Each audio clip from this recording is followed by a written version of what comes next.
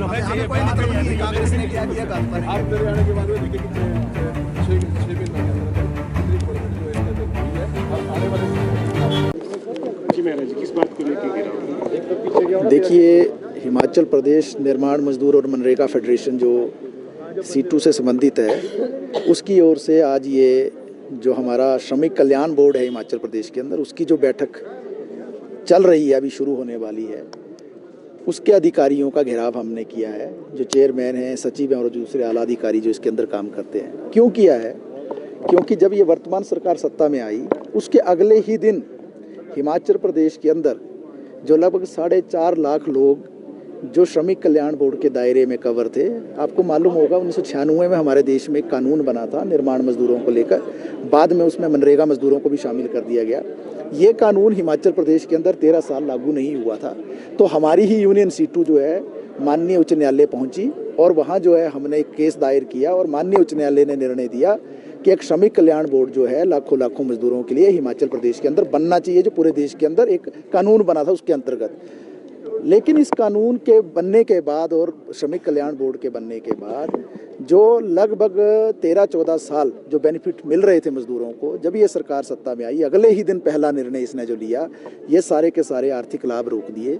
ये मजदूर कौन है? ये सबसे गरीब मजदूर हैं और इसलिए जो है इस श्रमिक कल्याण बोर्ड के अंतर्गत जो मजदूर रजिस्टर्ड होता है, पंजीकृत होता है, उसके बच्चों के लिए स्कॉलरशिप का प्रावधान है।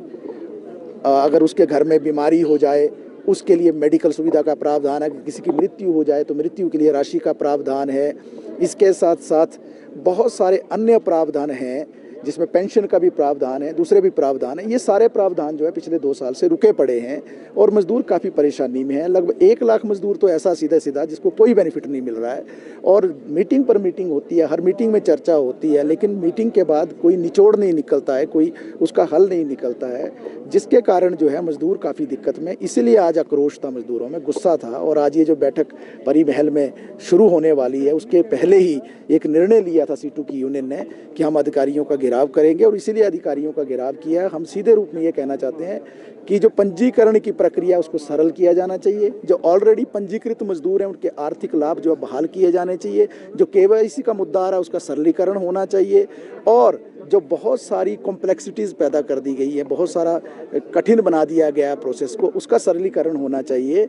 अगर ये सारी बातें नहीं होती हैं तो निश्चित तौर से आपके सामने ही हमने चेयरमैन और सचिव को कहा है कि अगर इनका समाधान नहीं होता, आने वाले समय में एक बड़े आंदोलन की ओर जो है हम हिमाचल प्रदेश के अंदर बढ़ेंगे और ये लगभग लाखों जो मजदूर हैं, ये जगह जगह जहां अधिकारी जाएंगे इनके, जैसा आप चेयरमैन साहब कह रहे हैं कि हम जिलों का विजिट कर रहे हैं, तो जाएंगे तो वहां पर इनका मुकाबला जो है मजदूरों के आंदोलनों से होगा।